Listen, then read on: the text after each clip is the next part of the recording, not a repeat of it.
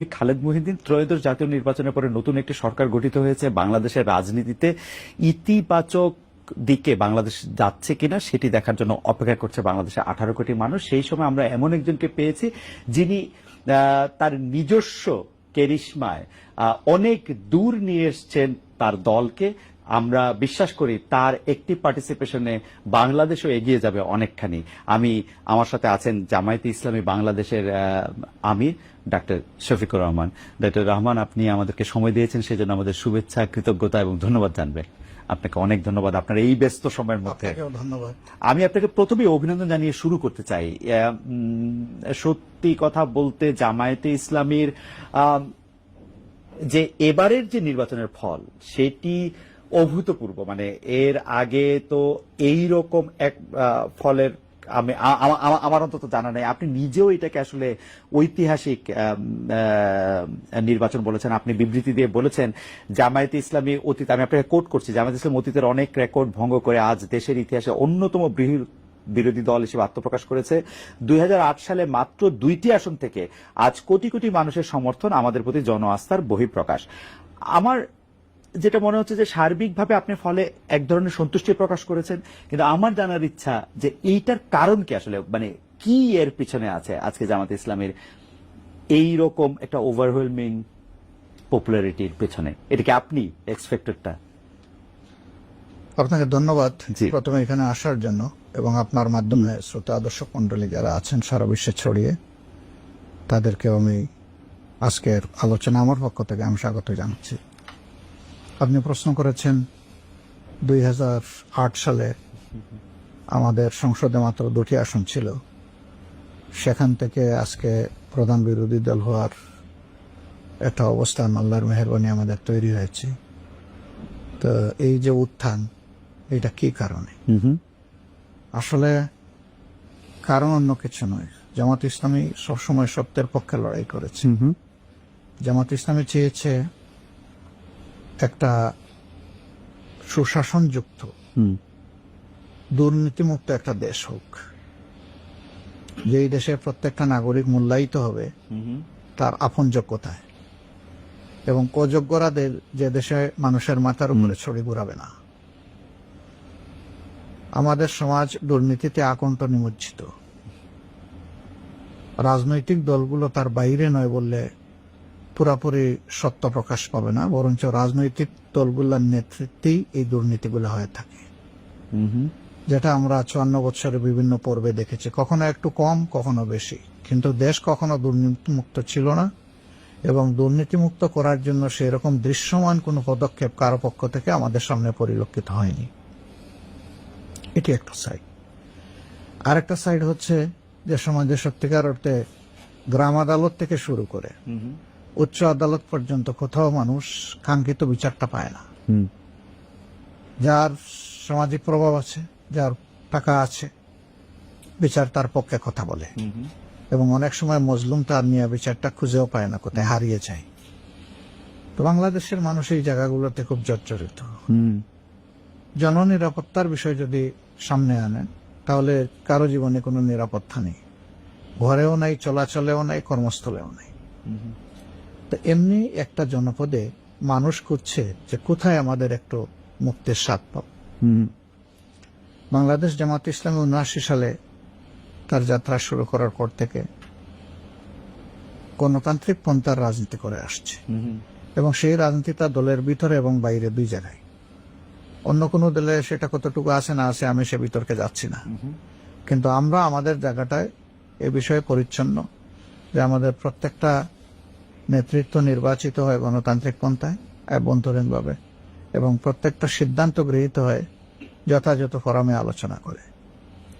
এই সৌন্দর্যটা আস্তে আস্তে বাড়ছিল।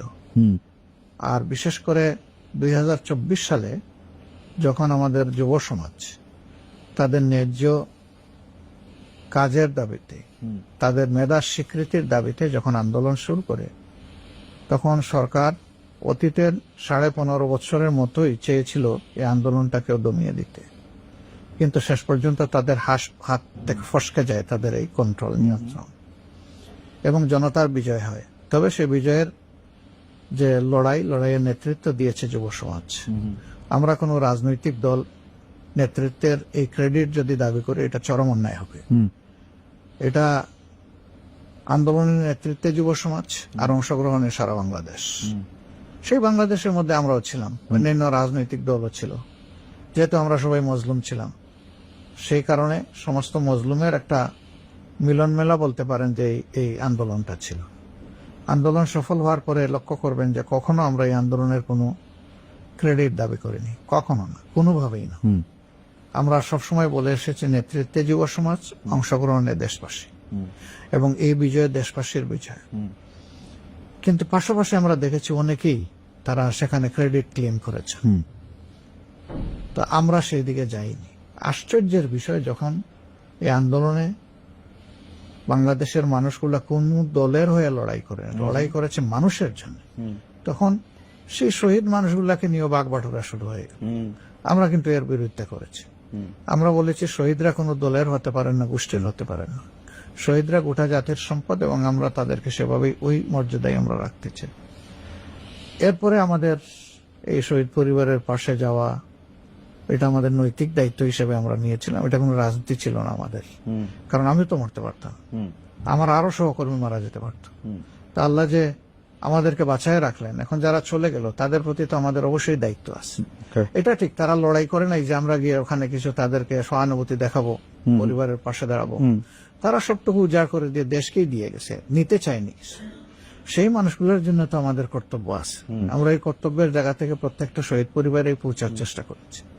বেশিরভাগ শহীদ পরিবারে বলতে পারেন যে আমি পার্সোনালি গিয়েছি, যখন যে এলাকায় আমি ভিজিটে গিয়েছি, ওই শহীদ পরিবারগুলোকে হয়ে দেখেছি, না হয়ে গিয়েছি, একটা কিছু করেছি, আমি তাদের না দেখে আসি নাই।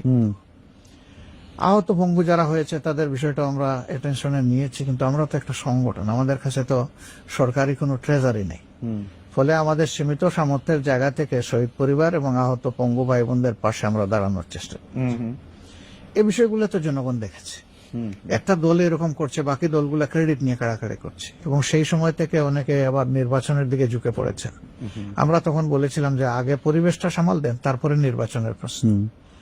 তো শেষ পর্যন্ত নির্বাচন 17 মাসের মাথায় হলো। যে নির্বাচন হয়েছে, আপনি বলছেন এখানে আমাদের উত্থান, আসলে কি এটাই আমাদের রিয়েল চিত্র?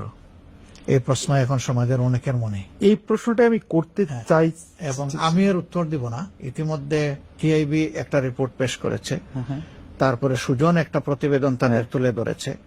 আমি একজন বিচক্ষণ সাংবাদিক হিসাবে আপনাকে অনুরোধ করব যে আপনি এই দুইটা রিপোর্ট যদি দেখেন, তাহলে আপনি একটা রিফ্লেকশন পাবেন। তবে আমাদের দেশে যেহেতু একটা সংস্কৃতি তৈরি হয়ে গিয়েছে, কথাগুলো আমি ইলেকশনের আগেই বলেছিলাম, জিতলে ইলেকশন ফেয়ার, হারলে এটা সূক্ষ্ম কারচুপি অথবা আপনার বড় কারচুপি, এটা বলা হতো। আমরা বলছিলাম যে ওই সংস্কৃতিটা আমরা চালু করতে চাই না। ওই সংস্কৃতির খবর রচনার জন্যই আমরা ওই শব্দগুলা উচ্চারণ করে তার পিছনে দৌড়াচ্ছি না। কিন্তু কারচুপি, ইঞ্জিনিয়ারিং যে ভাষায় যেভাবেই বলেন, এটা যে হয়েছে এটাকে অস্বীকার করতে পারবেন না। আমি নিজে আমার এলাকায় তার সূক্ষ্মদর্শী, আমি সরাসরি দেখেছি। আমি যে নির্বাচনী এলাকায় আমাকে দেওয়া হয়েছিল, সেখানে যেহেতু আমি দেখেছি, আর কোনো জায়গা দেখার আমার দরকার নাই। এখানে আমারও বিজয় ছিনিয়ে নেওয়ার জন্য একটা সেন্টারে হামলা চালানো হয়েছিল, দখল করে নেওয়ার জন্য। আইন শৃঙ্খলা বাহিনী সদস্যরা যদি তাৎক্ষণিক হস্তক্ষেপ না করতো, আমিও হারতাম। কারণ ওই একটা বিল্ডিং এই 26,000 ভোট, আমি জিতেছি 21,000 সামথিং ভোটের ব্যবধানে। তো ওই সেন্টারটা পুরা দখল করে আমাকে 10টা ভোট দিয়ে যদি সব নিয়ে যেত, হয়েছে বাংলাদেশের বহু জায়গায় চিত্র হয়েছে। ইলেকশন ইঞ্জিনিয়ারিং নিয়ে আপনি কোনো কথা বলবেন না, এবং আপনি আসলে ভোটের ফল হওয়ার পরে আপনি অভিনন্দন জানিয়েছেন। আপনি এই কথাগুলি আপনি একই রকম, আমি ওই যে ইতিবাচক ধারা রাজনীতিটা আমরা, আপনি একই রকম কথা বলছেন, কিন্তু আমি একটা কথা আপনি অভয় দিয়ে জিজ্ঞেস করতেই চাই। আমি জিজ্ঞেস করতেই চাই যে যদি কেউ ইঞ্জিনিয়ারিংটা করে থাকে, এরা কারা আসলে? এরা কি ডক্টর ইউনূস সাহেব? এরা কি ভিতরে থাকা আপনাদের লোক, বিএনপির লোক, সেনাবাহিনী? তারা কারা আসলে? মানে if there is an engineering. এখন ওরকম স্পেসিফিক্যালি বলতে হলে তো আমার সামনে সাবস্টেন্সিয়াল ডকুমেন্টস লাগবে। কিছু জিনিস আছে বলা যায়, করা যায় না। কিছু জিনিস আছে করা যায়, বলা যায় না। কিছু জিনিস আছে বুঝি কিন্তু বলতে পারি না। এটা সমাজের কথা আমি বলতেছি, আমার বিষয়টা ভিন্ন। তো এই বিষয়টা পরিষ্কার হতে আস্তে আস্তে তো শুরু হয়ে গেছে না। এই দুইটা রিপোর্টকেই যদি আপনি সামনে রাখেন, সেখানে আপনি কিছু আলামত পেয়ে যাবেন। এবং আমার ধারণা যে কিছুই গোপন থাকবে না। দেখেন, এই 2008 সালে যে ইঞ্জিনিয়ারিং হলো, সেই ইঞ্জিনিয়ারিং এর পরে এরশাদ সাহেব হাটে হাড়ি ভেঙে দিলেন একবার সংসদের ভিতরে। উনি বললেন যে মাননীয় সংসদ সদস্যবৃন্দ, ভুলে যাবেন না আমরা কিভাবে এই সংসদে এসেছি, কার হাত ধরে এসেছি, সবকিছু জনগণের ভোট নয়, এটা উনি বলে দিলেন একদম খোলামেলা। উনি মাঝে মাঝে এগুলা বলে দিতেন। একসময় বলছিলেন যে এখন আমরা এমন এক জনপদে বসবাস করছি, পরে থাকলে খুন আর বাইরে গেলে গুম, এই শব্দটা কিন্তু উনি বলেছিলেন। এবং সেই সরকারের অংশ, বিরোধী দল সরকারের অংশ, মানে সেই অবস্থায় তিনি বলেছিলেন। আমাদের ধারণা যে ঠাকুর ঘরে খেয়ে রে আমি কলা খাই না, একদিন কি একজন বলে ফেলবে, আপনারা জেনে ফেলবেন। সত্য এইভাবেই প্রকাশ পেয়ে যাবে। আচ্ছা, আমি একটু অন্য প্রসঙ্গে, নির্বাচনের ঠিক আগের দিন, মানে এটা নির্বাচন যারা নিয়ে কথা বলছেন, আমি টেলিভিশনে দেখতেছিলাম, তাদের মধ্যে একজন বলছেন যে ঠিক আগের দিন 74 লাখ টাকা নিয়ে জামাতের একজন জেলা আমিরের বিমানবন্দরে থাকা, মানে তার আটক হওয়া, সেটা আবার সামনে আসা, এইটা আপনাদের ভোটের ক্ষেত্রে কিছু কিছু, মানে ঠিক আগের দিন এটা আমি বলি, এই ব্যাপারে বৈধভাবে খরচ করার একটা সীমানা ছিল। এই ব্যাপারে সংগঠন, তিনি শুধু একজন মানে দায়িত্বশীল নেতা নন, তিনি এই সমাজের একজন নাগরিক, তিনি ব্যবসায়ী, তার ব্যবসার টাকা হতে পারে। এইভাবে বিমানে টাকা বহন করার মাঝে আভ্যন্তরীণ ভাবে কোনো ইলেকশন আগে মনে একটু বাধা আছে? না, কোনো বাধা নাই। বাধা নাই না, কোনো ধরনের কোনো, আচ্ছা, কেউ বলে নাই। আচ্ছা, কোনো ধরনের কোনো বাধা নাই। বাধা নাই বলেই বিমানবন্দর ইমিগ্রেশন যেটা কাস্টম যেটা ছেড়ে দিয়েছে তাকে ঢাকা থেকে, নইলে তো এখানেই আটকাতো। তো এখানে তো আটকায় নাই। এই সমস্ত জিনিস অতি উৎসাহী কিছু লোক বিভিন্ন সমাজের বিভিন্ন জায়গায় বসে থাকেন, তারা এগুলা পাঠান। আমরা ঠিক আছে ধরে নিলাম 74 লাখ, কেন 74 কোটি টাকা আমরা কে কোথায় গিয়ে টাকা বিতরণ করেছি, কারে দিয়েছি, সেটা একটা ডকুমেন্ট বের হয়ে আসুক। 56,000 বর্গ মাইলের শুধু ঠাকুরগাঁই তো একমাত্র জায়গা না, আরো তো 63টা জেলা রয়ে গেছে। অনেকে বলেন যে, আমিও সেই সময় বাংলাদেশে ছিলাম, তো অনেকে বলতেছেন যে ব্যাংকের থেকে তো 1 লাখ টাকার বেশি তোলাই যেতেছিল না ওই সময়, বা এটিএম কার্ড থেকে তোলাও দিচ্ছিল না। ব্যাংক থেকে সব টাকা মানুষ ব্যাংকে রাখে, আমিও তো আমার সব টাকা ব্যাংকে রাখি। আমি ব্যাংকে সেফ মনে করবো কেন? যে দেশে ব্যাংক ডাকাতি হয়ে যায়, যে দেশের ব্যাংক ডাকাতি হয়ে দুনিয়ায় লন্ডারিং হয়, সেই দেশের ব্যাংকে আস্থা কোথায় জনগণের? এতগুলা ব্যাংক কেন আজকে মুক্ত বলে পড়ে থাকলো? এতগুলা ব্যাংকে কেন একসাথে আনতে হলো? এগুলার জবাব কে দিবে? আসলে যদি দেশের বিদ্যমান আইনে কোথাও কোনো নিষেধাজ্ঞা না থাকে, আর সেটা যদি কেউ কিছু করে, সেটা নিঃসন্দেহে বাড়াবাড়ি। আরেকটা ব্যাপার নিয়ে একটা কথা হচ্ছে যে নির্বাচনী প্রচারণা যখন তুঙ্গে, তখন আপনার এক্স অ্যাকাউন্ট, যেটা টুইটার বলি আমরা, সেটা হ্যাকের ঘটনা ঘটে। আপনি পরে নিজেও ওই অ্যাকাউন্টে যে বক্তব্য বলা হয়েছিল সেটাকে নিজেও আপনি, আপনার ভাষায় বলি যে আপনি জঘন্য বলছেন। তো যার বিরুদ্ধে হ্যাকের অভিযোগ আসছে, সে বঙ্গভবনের কর্মকর্তাকে গ্রেপ্তার করা হয়েছিল। এইটা আপনারা, মানে আপনার জানার মতো এটা ফলো আপে আছে কিনা? কারণ উনার বক্তব্য হচ্ছে কেউ যদি কোনো এরকম একটা লিঙ্ক পাঠায়, এটা নিজের নামে পাঠাবে কিনা, এই ক্ষেত্রে নানা ধরনের কথা আছে। আপনি এটা ফলো আপে রাখছেন কিনা? উনি ইনডিরেক্ট কথা বললেন, ডিরেক্ট করতে পারলেন না কেন? যে না, বঙ্গভবন থেকে এটা হয়নি, কেন বলতে পারলেন না? ওকে, কিন্তু বলতে পারেননি, তাহলে তো তিনি এডমিট করে নিয়েছেন। এবং এটা জঘন্য কাজ, এই ব্যাপারে তো কোনো সন্দেহ নেই। কথাগুলোও ছিল জঘন্য, কাজটা এর চাইতে জঘন্য। কোথার থেকে হয়েছে? বাংলাদেশের সর্বোচ্চ আস্থার জায়গা, সর্বোচ্চ গার্জিয়ানশিপের জায়গা থেকে। আমি তো মনে করি এই একটা ঘটনায় উন্নত দেশ হলে প্রেসিডেন্ট নিজে স্টেপ ডাউন করতেন, বলতেন যে আমার আঙ্গিনা, আমার ঘর আমি সেভ রাখতে পারি নাই, একজন নাগরিক, তার অধিকার আমি হরণ করেছি, আমি এই কারণে আমার ব্যর্থতার দায় নিয়ে আমি পদত্যাগ করলাম। এটাই মোরালিটির দাবি। এখানে আমাকে আইন লড়াইয়ে যেতে হবে কেন? কিন্তু এটা কেমন জানি একটা যুক্তির কথা এরা বলে যে আমি কি আমার নিজের নামে করতাম কিনা, মানে আমি যদি এরকম একটা, উনি বলুক, উনি কে করেছে, ওখান থেকে কিভাবে আসছে, উনি বলুক, এক্সপ্লেনেশন তো উনাকে দিতে হবে। ওকে, আপনার বেশ কয়েক মাস আগে আপনি কর্মরত নারীদের কর্মঘণ্টা বিষয়ে আপনার একটা বক্তব্য ছিল। নির্বাচনের কিছুদিন আগে আল জাজিরায় যে আপনি সাক্ষাৎকার দিলেন, সেখানে আপনি একটা স্পষ্ট করেছেন যে জামায়াতের প্রধান হিসেবে নারীদের আসার কোনো সুযোগ নেই। আমরা এটাকে ধরে নিয়েছি যে আপনি এটা মিন করছেন যে দেশের প্রধান হিসেবে আসলে নারীদের আসার সুযোগটা সীমিত। এখন একটা প্রশ্ন, এই প্রশ্নটা আসলে দুইটা পার্ট। একটা প্রশ্ন হচ্ছে, বেগম জিয়ার নেতৃত্বে জামায়াত আসলে ক্যাবিনেটে ছিলেন, ক্যাবিনেটে ছিল ভালো মতো। আরেকটা প্রশ্ন হচ্ছে যে আমি ইয়ে করতে করতে দেখতেছিলাম যে ফাতেমা জিন্নাহ যখন 1964 সালে আইয়ুব খানের বিরুদ্ধে লড়ছিলেন, তখন আশরাফ আলী থানভীর নেতৃত্বে একাধিক আলেম এই মত পোষণ করছিলেন যেহেতু কোরআনে রানী বিলকিসের কথা আছে এবং তার মুসলমান হওয়ার পরও তার বাদশাহী যাওয়ার কথা নাই সেখানে পড়ে, আমিও যতটুকু বুঝছি উনার কথা আমি যতটুকু বুঝছি যে আসলে মানে রাষ্ট্রপ্রধান বা সরকার প্রধান হওয়ার ক্ষেত্রে নারীদের বাধা নাই। দুইটা আসপেক্টে যদি আপনি বলেন, একটা পলিটিক্যাল আসপেক্ট, একটা থিওলজিক্যাল আসপেক্ট। বিলকিসের কথা বলি, জি। সাবার রানী ছিলেন, জি, সেবা রানী, জি, সাবার রানী জি। ছিলেন। ওনাকে মূলত কল করেছিলেন সুলেমান, সুলেমান, জি। তো উনি তার দরবারে আসলেন, আসার পরে রাজপ্রাসাদে দাওয়াত গ্রহণ করলেন, গেলেন। তারপরে তার মানে রানীগিরি ছিল ছিল না, এটার কোরআনে নাই, এটার কোরআনে নাই, এই পর্যন্ত কিন্তু চ্যাপ্টারটা ক্লোজ। চ্যাপ্টারটা ক্লোজ, সূরা আমল। এবং এটার কোনো অথেন্টিক হিস্ট্রিও নাই আমাদের সামনে, আমাদের কাছে নাই, পরবর্তী পর্যায়ে কি হয়েছে না রাইট, হয়েছে। রাইট। সুতরাং সেটাকে আমরা রেফারেন্স আকারে এখানে নিতে পারছি না। ওকে। আর তিনি ছিলেন মূলত অগ্নিপূজক। তো এটা তো বিশ্বে অনেক জায়গায় সেটা ছিল তখনকার আমলে, পরবর্তী যুগেও ছিল, যেমন এখনকারীরা তাদের অবস্থাটা ওই রকম দাচের একটা বিষয় ছিল। কিন্তু পরবর্তীতে তারা যখন তাদের অ্যানসেস্টর যারা ইসলাম কবুল করেছে, তারা তখন ওইটা থেকে বের হয়ে এসেছে। তো সেটাকে আমি রেফারেন্স হিসেবে নিতে রাজি না। ওকে, ফেয়ার এনাফ। এখন আর রিজালু কাওয়ামুনা আলান নিসা, কেন আল্লাহ সেটার ব্যাখ্যা দিয়েছে যে নারী জাতির বেশ কিছু দায়িত্ব পুরুষকে পালন করতে হয়, কিন্তু পুরুষের কোনো দায়িত্ব নারীকে পালন করতে হয় না। ওকে। নারী যদি কোনো ব্যবসা করে, স্বামী পুরুষ লোকটি এখানে কোনো হক দাবি করতে হয়, কিন্তু পুরুষের যে অ্যাসেট আছে সেখানে নারীর অংশ আল্লাহ তাআলা নির্ধারিত করে দিয়েছেন। কেন? যে তাদের এই দায়িত্বটা তোমাকে নিতে হবে। আমি কোন দৃষ্টি থেকে বলেছি? আমি বলেছি কোরআন যেটা বলেছে সেটা, আমার কোনো কথা না। এখন কোরআনের আইন তো মানব জাতির জন্য, শুধু মুসলমানদের জন্য না, এবং শুধু মানব জাতির জন্য না, আল্লাহর অল ক্রিয়েশনের জন্য কোরআন। সারা সৃষ্টির মধ্যে সামঞ্জস্য এবং শৃঙ্খলা বিধানের এইটা হচ্ছে গাইডবুকটা হচ্ছে কোরআন। তো সেই কোরআন আল্লাহ তাআলার ভার্ডিক্ট, আমি তো আমার মত বলি নাই, আল্লাহ তাআলা যা বলেছেন আমি তাই বলেছি। ওকে। এখন আপনি বলতে পারেন যে তাইলে কি নারীরা ওই জায়গায় আসতে পারবে না? হ্যাঁ, দেখেন রিয়েলিটি দেখেন। আপনি আমেরিকায় আছেন না? আমেরিকা স্বাধীন হওয়ার কত বছর হয়েছে? মানে 200 সামথিং বছর। জি। একজন নারী হয়নি। কেন? সেখানে কি যোগ্য নারী নাই?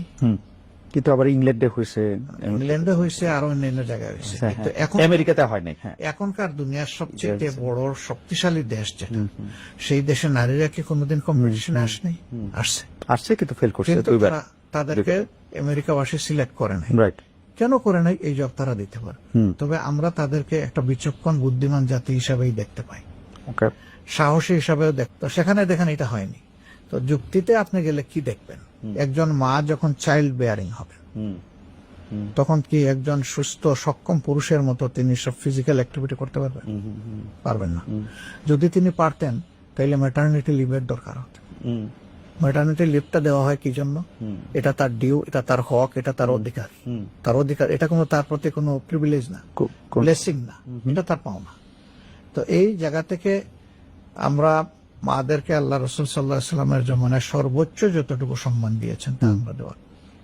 যেমন ধরেন যে আল্লাহ রাসূল যুদ্ধে মহিলাদেরকে নিয়ে গেছে, আল্লাহ রাসূল ক্রিটিক্যাল টাইমে মহিলাদের পরামর্শ নিয়েছেন, হুদাইবিয়ার সন্ধি সব পুরুষ সাহাবীরা সরে গেছে, মনের দুঃখে কষ্টে রাসূল করিম সাল্লাল্লাহু আলাইহি ওয়াসাল্লাম থেকে দূরে সরে গিয়ে কান্নাকাটি করতেছে। সেই সময় তিনি যাকে সঙ্গিনীর সাথে নিয়ে গেছেন, গিয়ে জিজ্ঞেস করছেন তুমি কি বলো? বলছে আপনি কি আপনার সঙ্গীদের উপর আস্থা হারিয়ে ফেলেছেন? কোনো কারণ নাই, আপনি যা করার জন্য তাদেরকে বলছেন আপনি আগে সেটা শুরু করে দেন, দেখবেন সবগুলো আপনাকে ফলো করবে। এবং এক্স্যাক্টলি তাই হয়েছে। তো দেখেন কত ক্রিটিক্যাল টাইম ছিল। ও আপনি যদি আমাদের দর্শকদের জন্য একটু পরিষ্কার করতেন, উনি কি তার কোনো আত্মীয় ছিলেন নাকি? না, আত্মীয় কোনো, তার স্ত্রী।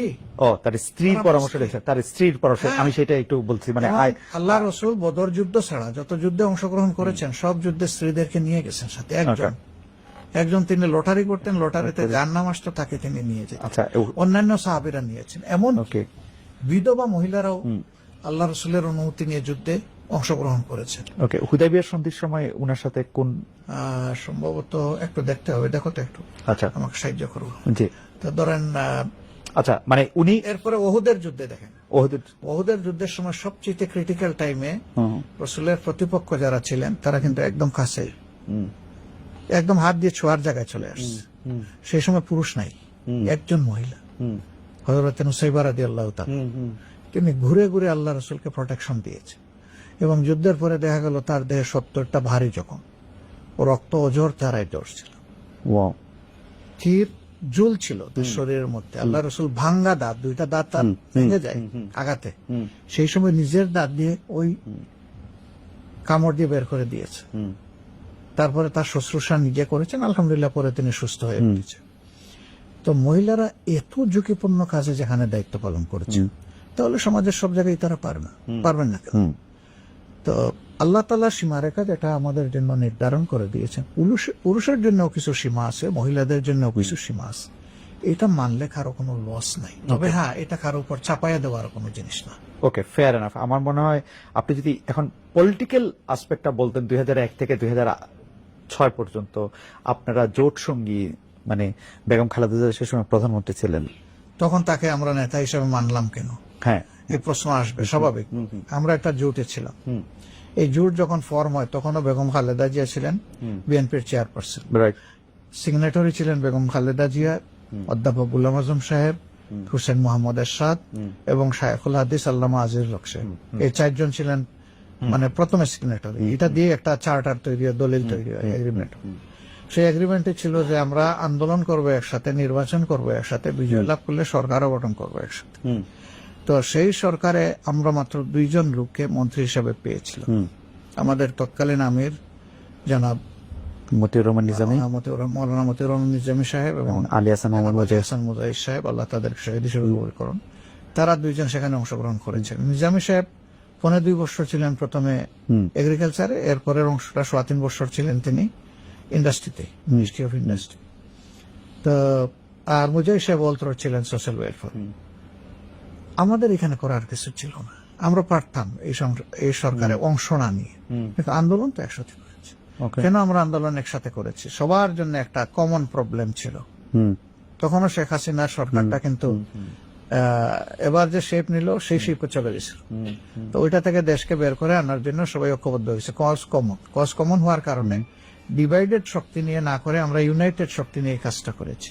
আর যেহেতু এগ্রিমেন্টে ছিল যে একসাথে আমরা সরকার গঠন করব, সেই কারণে আমরা পার্টিসিপেট করেছি। ওকে, তো এটা আমাদের সিদ্ধান্ত না, এটা তো তাদের দলের সিদ্ধান্ত। আর অবভিয়াসলি সাধারণত যে দলের নেতৃত্বে সরকার গঠন হয়, অন্য কোনো ব্যতিক্রম না ঘটলে সেই দলের প্রধানই কিন্তু প্রধানমন্ত্রী অথবা চিফ এক্সিকিউটিভ হয়। এইটা মানার ক্ষেত্রে আপনাদের কি, মানে আমি থিওলজিক্যাল অ্যাসপেক্টটা জানতে চাচ্ছি, এটার জন্য কি আপনাদের কোনো ইজমা বা কিয়াস করার কোনো বিধান মানে মানে অবশ্যই আছে, তখনকার নেতৃবৃন্দ নিশ্চয়ই তারা এগুলা বিবেচনায় নিয়েই করেছে।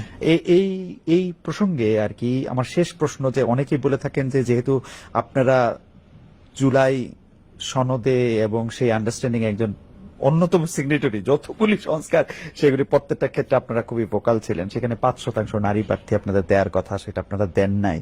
এইটার কারণটা একটু সংক্ষেপে বলবেন? আমরা দিতে পারি নাই, কিন্তু দিব না এটা আমরা বলি নাই। We are getting prepared.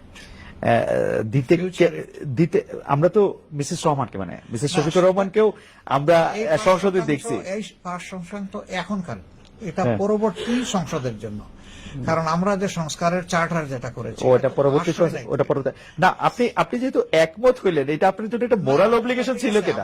Moral obligation ছিল কিনা যে আমি অস্বীকার করি না।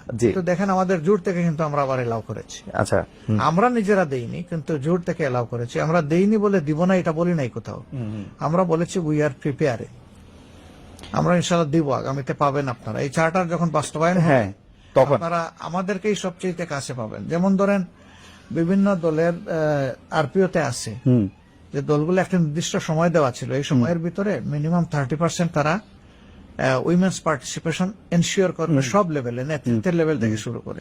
এটা শুধু মানে অন্যদের কি আছে আমি জানি না, but we are damn satisfied যে এটা আমরা যা দরকার ছিল তার চেয়ে অনেক বেশি আমরা করেছি। জোটের প্রসঙ্গে বলি, অনেকে এটা বলেন যে ইসলামী শাসনতন্ত্র আন্দোলন সঙ্গে যদি আপনারা জোটবদ্ধ থাকতেন তাহলে হয়তো কিছু ভোট বেশি পাইতেন, হয়তো বিএনপি এরকম একটা ল্যান্ডস্লাইড নাও পাইতে পারতো। আপনি কি এটা মনে করেন যে শেষ মুহূর্তে? আমরা মনে করি ভোট আমরা পেয়েছি, কিন্তু আমাদের ভোটগুলো আমাদের বাক্সে Okay. অন্যদিক থেকে ডাইভার্ট হয়ে গেছে। এইটা বললে তো আবার আমার জানতে চাইতে যে কারা করলো এটা, বা আপনি এটা এই যে কারা আপনি এটা- দিয়েছে। আপনি এটা প্রেডিক্ট করতে পারছিলেন কিনা যে ভোটের আগে যে এরকম কিছু একটা হইতে পারে? কেন, আমরা তো বলে এসেছি না যে এখন পর্যন্ত কোনো লেভেল প্লেইং ফিল্ড হয়নি, আমরা তো এই কথা বারবার বলেছি। আপনি কি ইভেন লন্ডন বৈঠকের পরেও কিন্তু আমরা ডিপ কনসার্ন এক্সপ্রেস, আপনারা কি ডক্টর ইউনূস সরকারকে অবশ্যই আমরা সব না, আমরা ওনাকে দায়ী করছি না, আচ্ছা। কিন্তু ওই লন্ডন বৈঠকে গিয়ে যখন মানে 4 দিন আগে দেওয়া নির্বাচনের ডেট উনি পাল্টায় ফেললেন, কারোর সাথে কোনো কনসালটেশন ছাড়া, হ্যাঁ। অন্য কোনো স্টেক হোল্ডারের সাথে কোনো হ্যাঁ। মত বিনিময় করলেন না, সেই দিনই আমরা বলেছি যে আসলে নির্বাচনের লেভেল প্লেইং ফিল্ড থাকে না, ফিল্ড একদিকে ঝুঁকাই দেওয়া আমরা ঝুঁকে গেছে বলিনি, আমরা বলছি ঝুঁকে দেওয়া হয়েছে। আমরা যখন উনার সঙ্গে তো আমার কথা হয় না, কিন্তু উনার উপদেষ্টাদের সঙ্গে যাদের সাথে কথা হয়েছিল তারা কিন্তু এটার উপর একটা আড়াল নিতে চেষ্টা করলেন। ডক্টর রহমানই তো বলছিলেন যে আমরা ফেব্রুয়ারিতে ইলেকশনটা করি, রোজার আগে করি। ডাউট আপনি দেশে হ্যাঁ। ফিরে আসতেন, আপনি ওখানে বলতেন যে হ্যাঁ। আপনার ওপিনিয়ন আমি নিলাম, দেশে ফিরে গিয়ে আমি আবার একটু তাদের সাথে কথা বলি। আমি একজন বলছি, কিন্তু আরো তো স্টেক হোল্ডার ছিল, এখানে প্রায় 40টা দল এই ডায়ালগে অংশগ্রহণ করেছে। আমি কিন্তু এরকম শুনছি যে ডক্টর ইউনূস জনাব তারেক রহমানকে বলছেন যে যে দেখেন আপনি ডিসেম্বর ইলেকশন দাবি করতেছেন, কিন্তু আসলে জামায়াতে ইসলামী, আমি শুনছি এটা, বিকজ এটা তো আর তাদের মধ্যে প্রিভিলেজ কমিউনিকেশন, না, কেউ আমাদেরকে বলেন নাই। হ্যাঁ, এটা এরকম কেউ বলেন নাই। আচ্ছা, তার আমরা উপদেষ্টাদের যখন মধ্যে একজন, ওনাদেরকে দায়ী করেছি তখন ওই এক্সপ্লেনেশন ওনারা দেন। আচ্ছা, আমারই একজন উপদেষ্টা কিন্তু নাম প্রকাশের অনুচ্ছুক, উনি আমার এই এক্সপ্লেনেশন দিছে যে ওটা উনি ওনাকে বলছেন যে যেহেতু এটা ওনার মধ্যে আছে। হাওয়ার আই আই ডোন্ট নো, আমরা উইটনেস করি নাই, আমরা বলতে পারবো না। আচ্ছা, ঠিক আছে। ইসলামী শাসনতন্ত্র আন্দোলনের কথাটা যে আমি যেটা বলতেছিলাম এটা একটু শেষ করি। ওটার নাম হইল ইসলামী আন্দোলন বাংলাদেশ, ইসলামী আন্দোলন, এক সময় ওই নাম ছিল ইসলামী। আচ্ছা, ইসলামী আন্দোলন বাংলাদেশ, সরি, আমি আসলে ইসলামী আন্দোলন বাংলাদেশ দেখতেছি, কিন্তু মানে এখানে পড়তেছি ইসলামী আন্দোলন বাংলাদেশ, মুখে বলতেছি হচ্ছে ইসলামী শাসনতন্ত্র আন্দোলন। ওনাদের নাম হ্যাঁ হ্যাঁ, আমি যেটা বলতে চাইতেছিলাম যে আপনি কিন্তু একটা জায়গায় এটা একটা খুব সুন্দর করে আপনি বলছিলেনও যে সব এক বাক্সে ভোট আসুক ইসলামী দলগুলোর। তো আমার প্রশ্ন এখানে দুইটা, আসলে এইটা আসলে সম্ভব হইল না কেন? এক, দুই হচ্ছে আমরা কিন্তু হেফাজতে ইসলামের মুরব্বী যিনি জনাব বাবুনগরী, উনাকে দেখলাম যে উনি খুব শক্ত ভাষায় আপনাদের সমালোচনা করতেছেন। এইটা আপনি আসলে কিভাবে দেখছেন? দুই হচ্ছে প্র্যাকটিক্যালি কি ইসলামের অনেকগুলি জিনিসটা আছে সাবজেক্ট টু ইন্টারপ্রিটেশন। আমি নিজেও একটু একটু পড়তে বা দেখতে চেষ্টা করি, পারি পড়বো না এরকম, কিন্তু অনেক কিছু আছে সাবজেক্ট টু ইন্টারপ্রিটেশন। তো ওইটাকে আসলে এক বাক্সে আনা সম্ভব বা একরকম করে এটা চিন্তা করা সম্ভব কিনা? দেখেন, মানুষ যখন ভালো কিছু চিন্তা করে তখন তার সামনে একটা টার্গেট থাকে, যে আমি ওই জায়গাটায় পৌঁছতে চাই, কিন্তু সবসময় মানুষ 100% কিন্তু অ্যাচিভ করতে পারে না। এটা জাতীয় জীবনে একটা বড় ধরনের পদক্ষেপ বলতে পারে না। বাকি দলগুলা কিন্তু আমাদের সাথে ছিল, তারা আমাদেরকে ছেড়ে দেন। যারা গিয়েছেন তাদের সাথে কি কারণে গিয়েছেন তারা একটা ব্যাখ্যা দিয়েছেন, আমরা কিন্তু ব্যাখ্যা দেইনি। আমরা কেন দেইনি জানেন? আমরা চাই যে না, যেটুকু ঐক্যের পরিবেশ সৃষ্টি হয়েছিল এটা আমাদের দ্বারা যেন ধ্বংস না হয়, বরঞ্চ এই জায়গাটা ঠিক থাকুক। ওনারা বললেন, আমরা আর একটা কাউন্টার বললাম, তাইলে তো দূরত্বটা আরো বাড়। বরঞ্চ দেখেন আমরা কি করেছি, ওনাদের সিট নিয়ে কথাবার্তা ছিল, স্যাটিসফাইড হয়তো ওনারা হতে পারেন নাই, এর কারণে ওনারা সরে গেছেন, চলে গেছেন। আর চলে যাওয়ার পরেও আমরা ফিল করেছি যেটুকু ঐক্য রয়ে গেল, এটা করার ক্ষেত্রে তাদের একটা অবদান ছিল। আমরা এর প্রতি সম্মান দেখানোর জন্য আমাদের একজন এপেক্স বডি মেম্বার বরিশাল 5 মানে মহানগরীতে, সেখানে উনি আমাদের ক্যান্ডিডেট ছিলেন, আমরা তাকে উইথড্র করে নিলাম। তাদেরকে রেসপেক্ট করেছে যে তারা 2টা সিটে পীর সাহেবের ইমিডিয়েট ছোট ভাই যে মুফতি ফয়জুল হক সাহেব, তিনি দাঁড়িয়েছেন, অন্তত একটা সিটে আমরা আমাদের ক্যান্ডিডেট উইথড্র করে তাদেরকে সম্মানটা দেখা, আমরা কিন্তু ওইটুকু করেছি। তারা এরপরে ওনারা কি বলেছেন সেটা ওনাদের, ওকে, আমরা কিন্তু এই বিতর্কে যাইনি। এবার আসেন বাবুনগর সাহেব, উনি বলছে জামাত ইসলামের ভোট দেওয়া হারাম। আপনি শুনে আশ্চর্য হবেন, যখন জামাত ইসলাম গত উপদেষ্টা পরিষদ গঠন হয়, আমরা ছাত্ররা আমাদেরকে জিজ্ঞেস করছে যে আপনারা কোন তালিকা দিবেন? না, আমরা তালিকা দেব, তোমাদের পরে আমাদের আস্থা আছে, তোমরা যা ভালো মনে করো তাই করো, আমরা কোন তালিকা দেইনি। আপনাদের তালিকার কেউ উপদেষ্টা ছিল না? আমরা কোন তালিকা দেই নাই, আমাদের তালিকায় উপদেষ্টা হবে কেন? ওকে, কিন্তু একটা ব্যতিক্রম আছে। একটা সময় গিয়ে তারা বললো যে যেহেতু আপনারা এই দেশের সবচেয়ে বড় মানে ধর্মীয় রাজনৈতিক সংগঠন, ইসলামী সংগঠন, আমরা একজন আলেম নিতে চাই, সেই ব্যাপারে আপনারা একজন মানুষের নাম আমাদের প্রশ্ন। আমাদের এফএক্স বোর্ডেতে আলোচনা করে বাবু নগরী সাহেব এর আগেও আমাদের বিরুদ্ধে বক্তব্য দিয়েছে, কিন্তু আমরা তার নামটা দিয়েছি। আমরা তার নাম দেওয়ার পরে এটা কি আপনার একটা স্ট্র্যাটেজি যে আপনি শত্রুকে কাছে রাখতে চাইছেন এরকম কিছু? আমরা দিয়েছি যে হেফাজতে ইসলাম একটা ব্রোডার আমব্রেলা। আচ্ছা, এবং তিনি এই দেশের একজন প্রবীণতম, হ্যাঁ উনি 90 এর বেশি বয়স। হ্যাঁ, ওনার প্রতি সেই সম্মান বোধটা রেখে আমরা ওনার নাম বলেছিলাম। তারা সাথে সাথে চেক করে বলছে যে ওনার যে বয়স এবং ফিজিক্যাল কন্ডিশন, তিনি এই প্রেশার নিতে পারবেন না, আপনারা অল্টারনেটিভ কাউকে বলুন। আমরা বলছি যে প্রথম নামের সুপারিশ এখন তোমরাই চলতে ও, এরপরে আপনারা এটা তোমাদের মতো করে করো। তারা একটু চিন্তা টিন্তা করেছে, আমাদের সাথে পরামর্শ করেছে, আমরা বলছি ওকে ওয়েল তোমরা আগাইতে পারো, অসুবিধা নেই। কিন্তু আমরা যদি আসলে এই সমস্ত বিতর্কে জড়ায় যাই আর সেই সমস্ত আলিমুল আমাদের কথার জবাব দিতে যাই, তা আমাদের নিজেদেরই খারাপ লাগে। আমরা এই পলিসি আমাদের নাই। ওকে, যদি এখন আমি ওই থিওলজিক্যাল বা ধর্মতত্ত্বের কথাটাতে আসি, এটা কি আসলে প্র্যাকটিক্যালি পসিবল যে ধরেন মানে আমি যদি চরমনের পীর সাহেবদের কথা বলি, আমি যদি এখানে এনায়েতুল আব্বাসী সাহেবদের কথা বলি, আমি যদি আট রশিদ পীর সাহেবের কথা বলি, বা মাওলানা রাজ্জাক বিন ইউসুফের কথা বলি, জামাত ইসলামের কথা বলি, ইসলামী দলগুলো সবাই মিলে মানে আমি বলি এইটা কি আসলে মানে সম্ভব কিনা? সবাইকে একই আমরেলার, হ্যাঁ হ্যাঁ হ্যাঁ হ্যাঁ, এটা যদি আপনি গ্রসলি যান তাহলে এখানে বিভিন্ন স্কুল অফ থটস আছে, আপনি পারবেন না, এটা বাস্তবতা না।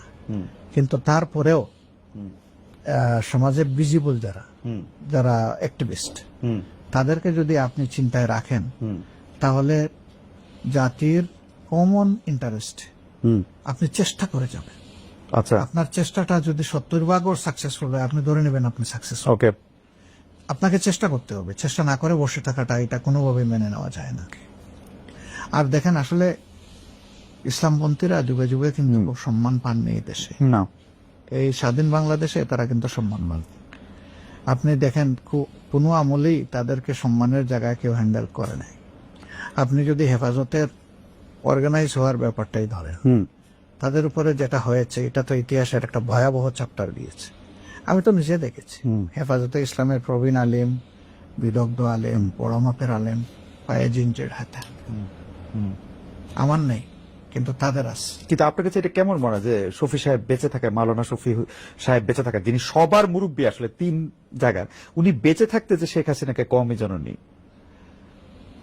উনি বলেন নাই, মৌলানা রুহুল আমিন সাহেব বলেছিলেন। এখন ওনার সভাপতিত্ব হয়েছিল। হ্যাঁ হ্যাঁ হ্যাঁ হ্যাঁ, মানে হ্যাঁ হ্যাঁ হ্যাঁ, কিন্তু তারপরে যে হাটহাজারীকে বাড়তি, তারা কেন বলেছে, এবং হাটহাজারীকে বাড়তি মানে মানে কিছু জিনিস, যেমন আমি শুনছি কিছু খাস জমি, কিছু মানে মাদ্রাসার ইয়ার জন্য আর কি, বা একাডেমিক সুবিধার জন্য, বাট মানে এটার আপনি কিভাবে ব্যাখ্যা করছেন? দেখেন, আপনি যেভাবে শুনেছেন আমিও শুনেছি, কিন্তু এই বিষয়গুলোর কোনো অথেন্টিক ডকুমেন্ট যেহেতু আমার কাছে নাই, এই ব্যাপারে আমি কথা বলা সমীচীন মনে করি না। আচ্ছা ঠিক আছে, তাহলে আমরা জোটের অন্য একটা প্রসঙ্গে আসি, সেটা হচ্ছে এনসিপি। আমরা দেখতে পাচ্ছিলাম যে আপনি এটা সবসময় কনসিস্টেন্টলি আপনি বলে আসছেন, যেটা আপনি খুব সুন্দর করে 2টা বাক্য বলেন, এই মুহূর্তে আবার মুখস্থ মনে পড়ছে, মানে নেতৃত্বে যুব সমাজ, অংশগ্রহণে সারা দেশ, মনে হয় ওরকম আর কি, জুলাই আন্দোলন সম্পর্কে।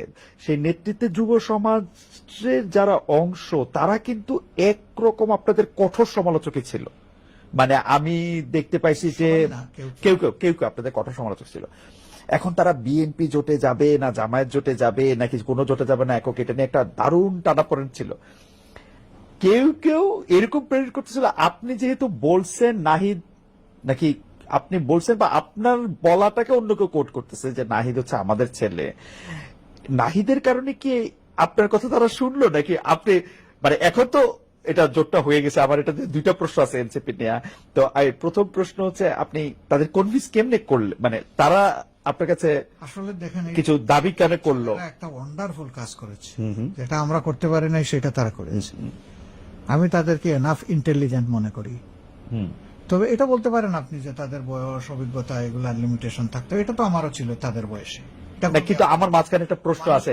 আপনারা যখন আন্দোলন করতেছেন 17 বছর ধরে মারা যাচ্ছেন, যখন এখানে গুম হচ্ছে, খুন হচ্ছে, বাজে ইলেকশন হচ্ছে, তখন তো তার আন্দোলনটাতে, আপনাদের আন্দোলনটাতে তারা অংশগ্রহণ করে নাই। তারা একটা সরকারি চাকরি, আমি কথার কথা বলতেছি, মানে ওনারা রাগ না করাটাই উচিত, কিন্তু আপনাদের যে আত্মত্যাগ, সেই সময় তো তারা এটাতে অংশগ্রহণ করে নাই। তারা তো এই মানে পলিটিক্যালি যে তারা চিন্তাশীল, এটার প্রমাণ তো আমরা পাই নাই। আসলে দেখেন এগুলা আপেক্ষিক ব্যাপার। তারা তখন কোন এনভায়রনমেন্টে ছিল না ছিল সেগুলো একটা বিষয়। এই ছেলেগুলা তখন বয়স কত ছিল, আরো ছোট ছিল, অন্য ছেলেরা ছিল আর কি, অন্য ছেলেরা ছিল। তো অন্য ছেলেরা তারাও কোটা আন্দোলন করেছে এর আগে একবার। ওইটা কোটার জন্য, আপনি কোটার জন্য, বলেছেন হ্যাঁ, যে ওইটা কোটার জন্য। পলিটিক্যাল আন্দোলন তো আপনাদের সঙ্গে সামিল হলো না, বিএনপির সাথে সামিল হলো না, সেভাবে সম্পৃক্ত হয় নাই। তো ঢাকা বিশ্ববিদ্যালয়ের তরফে সব আন্দোলনের কিন্তু সর্বকালের সঠিক, রাইট, এটা কিন্তু কেউ আমরা ইগনোর করতে পারবো না। সেই ঢাকা বিশ্ববিদ্যালয়ের অবস্থাটা কি ছিল? খুবই খুবই অপোজিশন ভয়েস সেখানে সাস্টেন করার মতো কোনো অবস্থা ছিল না, ছিল না, টোটালি সেখানে সাপ্রেস ছিল, ছিল না। এবং সেই সাপ্রেশনের কারণে ছাত্র সমাজ একটা আতঙ্কের মধ্যে দিন কাটাতো। এই আন্দোলনগুলা যেহেতু ইস্যু ভিত্তিক এবং সব ছাত্রদের ইন্টারেস্ট এখানে জড়িত, এই কারণে 18 সালেও এটা একটা সাকসেসের মুখ দেখেছে এবং ফাইনালি এসে 24 সালে এটা দেখেছে। তো তারা করে না এই কথা বলা যাবে না, তারা ছিল, বিভিন্নভাবে ছিল, কিন্তু তখনকার পরিবেশ পরিস্থিতি হয়তো তাদেরকে সেভাবে এলাও করে। তা আমি বলছিলাম যে তারা তো ইন্টেলিজেন্ট এনাফ, আমার দ্বারা ইনফ্লুয়েন্স হবে কেন? তারা তাদের ভালো মন্দ বোঝার জন্য আমি মনে করি এনাফ, যথেষ্ট। তারা তাদের সব দিক বিবেচনা করে দেখেছে যে রাজনৈতিক এলি যদি সিলেক্ট করতে হয় তাইলে কাকে তারা বেটার মনে করে, তারা তো বেটার অপশনটাই চয়েস করবে। আর নাহিদের ব্যাপারে যেটা বলেছেন, এটা আমি আজকে শুনলাম, আমি এর আগে শুনি নাই যে সে আমাদের ছেলে। আমি কারো মুখে এটা শুনি নাই। সে কোনোদিনই আমাদের ছাত্র সংগঠনের সাথে জড়িত ছিল না, এটা আমি কনফার্ম।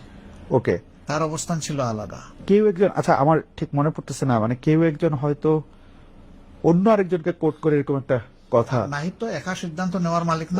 আচ্ছা, নাহিদের সাথে তো ধরেন তার আরো অনেকেই আছে, সঙ্গীরা আছে, সবাই কিন্তু তারা খুবই ইন্টেলিজেন্ট। আচ্ছা, আমি জাস্ট এই প্রসঙ্গে আপনাকে মানে অল্প অল্প বিরোধিতার যে কথাটা বলছেন, আমাদের বিরোধিতা কে করে নাই? আপনি সহ সবাই করেছেন। আমি না মানে সবাই আর কি, সবাই করে, না করছি, আমরা সবাই করছি, এটা ঠিক আছে, তো বাদ যায় না, এটা ঠিক আছে। আমরা কিন্তু দেখবেন যে বিরোধিতায় অত রিঅ্যাক্ট করি না, না না, আপনি কথা, আমরা কিন্তু অ্যাবসর্ব করে নেই সবকিছু। না না, এটা অ্যাবসলিউটলি ঠিক। আচ্ছা, আর তারা যারা করেছে আমি মনে করি এটা এসেন্স অফ ডেমোক্রেসি। এটা জানার জন্য যে এটা নেগোসিয়েশনটার ক্ষেত্রে কি আপনি মনে করেন 30টা বেশি হয়ে গেছিল এনসিপির জন্য, নাকি ইটস ওকে, মানে আপনি কি এটা হাইন্ডসাইট, আপনি কি মনে করেন যে বা কম হয়ে গেছিল এরকম কোনো কিছু? আমরা আসলে বিষয়টাকে ফ্লেক্সিবলি দেখেছি সবার ক্ষেত্রে আছে। আপনি বলবেন তাইলে ফ্লেক্সিবলি দেখলে একটা দল চলে গেল, আমরা তাদের কাছে আমাদের এই ফ্লেক্সিবিলিটিটা হয়তো এনাফ মনে হয়নি, বাকিদের কাছে এনাফ মনে হয়েছে, বাস তারা এটাকে অ্যাকসেপ্ট করেছে। ওকে, এইটা আপনাকে দ্রুত এটা জিজ্ঞেস করতে চাই। অনেক আইনজীবী এরকম বলতেছেন যে আপনারা একটা সংবিধান রক্ষা করার শপথ নিয়েছেন, এরপরে আবার এই সংবিধানটা ভাঙচুর করে ফেলে দেওয়ার শপথ নিচ্ছেন, এইটা নাকি আপনাদের আগের শপথটাকে শেষ করে দিছে। এইটাকে আপনারা আইনজীবীদের সাথে কথা বলছেন বা আপনাদের উচ্চ ফোরামে কথা বলছেন কিনা, মানে ওই যে সংবিধান সংস্কার পরিষদের শপথ আরেকটা নেয়ার ফলে আপনাদের আগের শপথটা বাতিল হয়ে গেছে কিনা? আগে কোন শপথ? ওই যে সংসদ সদস্য হিসেবে শপথটা আর কি। না, এটা তো ওখানে চার্টারেই লেখা আছে যে দুইটা শপথ একসাথে হবে, একই ব্যক্তি নেবেন, একই দিনে হবে। হ্যাঁ হ্যাঁ, এটা তো ওইটার আলোকেই আমরা নিয়েছি, বরঞ্চ যারা নেন নাই তারা সিগনেটরি হিসাবে এটা মানলেন না, এখানে তাদের অব্লিগেশন কিন্তু তৈরি হয়ে গেল।